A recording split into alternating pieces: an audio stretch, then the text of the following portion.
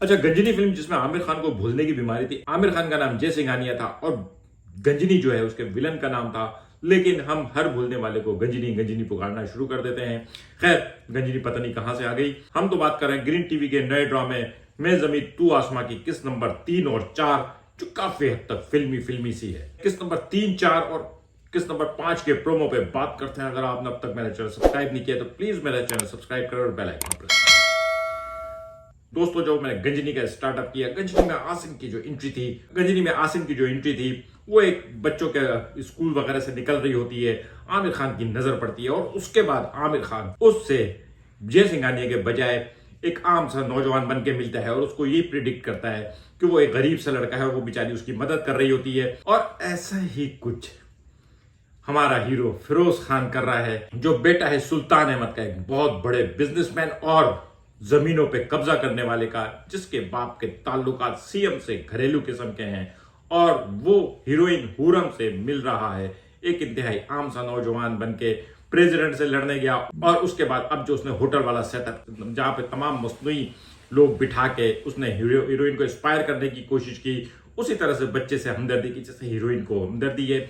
लेकिन एक बात मैं बताऊं, ये वाली जो हीरोइन होती है ना, नेक दिल टाइप की, जो गरीबों की मदद कर रही होती है, ओल्ड एज हाउस में जा रही होती है, इनके अंदर एक और खास बात होती है, वो ये कि इनको झूठ से नफरत होती है। इस वक्त हमारा हीरो शाजिल जो है वो हीरोइन के सामने अपने आप को झूठा प्रिटेंड कर रहा है, गरीब या आम सा नौजवान प्रिटेंड कर रहा है। वो प्रेसिडेंट था लेकिन वो किसी और को प्रेसिडेंट प्रिटेंड कर रहा है।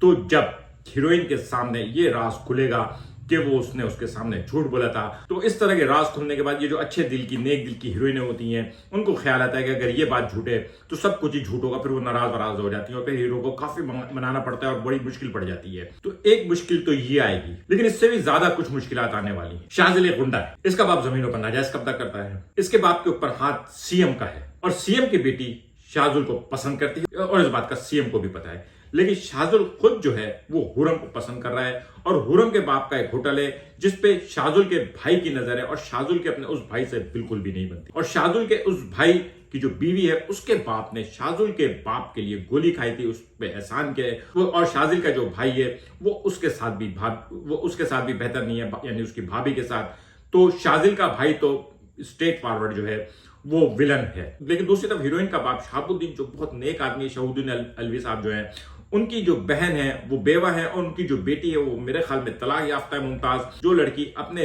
होने वाले ससुर के लिए चाय ना बनाए, उनकी तलाकें हो ही जाती हैं। सॉरी, कोई लोग मुझ पर भारी हो जाएंगे।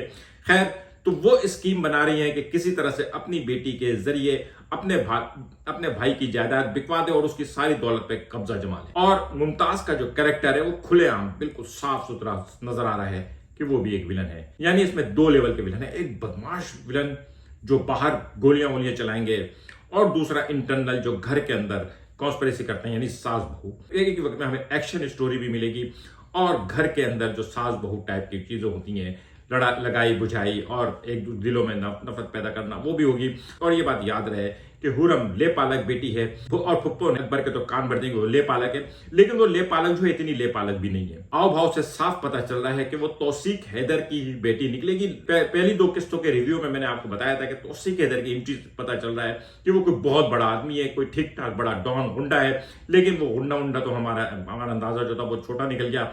वो तो डायरेक्ट सीएम है और सीएम को बहुत अफसोस है अपनी बेटी के मरने का। और उसकी बेटी को मारा भी महमूद असलम ने है, यानी सुल्तान साहब ने। और अगर उस बेटी को नहीं मारा, ये पुराने जमाने की फिल्में होती थी धर्मवीर टाइप की, जिसमें बादशाह के बच्चे को मारने के बजाय छुपा देते थे और बाद में उसको निकाल लिया करते थे। राज तिलक में भी इसी तरह की कोई कहानी थी। तो महमूद सुल्तान को पता होगा कि अगर उसकी बेटी जिंदा है तो, क्योंकि महमूद सुल्तान ने साफ कहा कि मैंने ही कत्ल किया है, तुम क्यों इस बात का गम करते हो। तो उसको इस बात का बहुत गम है और जैसे ही उसको पता चलेगा कि हुरम उसकी बेटी है, वैसे ही उसकी बापता जो है बहुत तेजी से जागेगी। लेकिन दूसरी तरफ परेशानी ये है कि अपनी वो बेटी जो एग्जिस्ट कर रही है, जिसको वो बहुत ज्यादा मोहब्बत करता है, जोया, वो शाजिल के चक्कर में है। और सीएम साहब को अंदाजा है, लेकिन जाहिर है मॉडर्न फैमिली है तो कोई बात नहीं। आजकल तो बहुत ज्यादा मॉडर्न हो रहे हैं पाकिस्तानी ड्रामे। हुरम जो आम से घर की है, वो भी एक लड़के से एक ही मुलाकात के बाद दूसरी मुलाकात में उसकी मोटरसाइकिल पे बैठ के घूम रही है। उसने कहा चाय पिला दो, उसने कहा चलो आओ चाय पिए। तो बहुत एडवांस फास्ट दौर चल रहा है आजकल, नो डाउट है। मतलब पाकिस्तान में यही माहौल है, लड़के लड़के से मिलती है और उसके बाद मोटरसाइकिल पे बैठ के चली जाती है। इसमें जो कुछ भी है हम कहानी में थोड़े बहुत फॉल्ट निकाल सकते हैं, लेकिन एक चीज है, ड्रामा मजे का बहुत है। यानी आपको लगा के रखा हुआ है, क्योंकि दो तरह की, एक तरफ मोहब्बत चल रही है, एक तरफ भाई की भ्रमबाजियां चल रही हैं, दूसरी तरफ हुरम के बाप की बहन की साजिशें चल रही हैं। यानी आपको हर वक्त इस ड्रामे में कुछ ना कुछ होता हुआ नजर आ रहा है। और वो जिसको प्रेसिडेंट बनाया है उसको, उसका जो छोटा सा रोल है वो बड़ा इंपैक्टफुल है, आगे भी वो काम आएगा। जाहिर है ये राज तो खुलेगा कि वो प्रेसिडेंट नहीं है, प्रेसिडेंट कुछ शाजिल है, लेकिन उसे बहुत जबरदस्त डिलीवर किया है, दिलदार जख्मी के तौर पे भी और प्रेसिडेंट के तौर पे भी।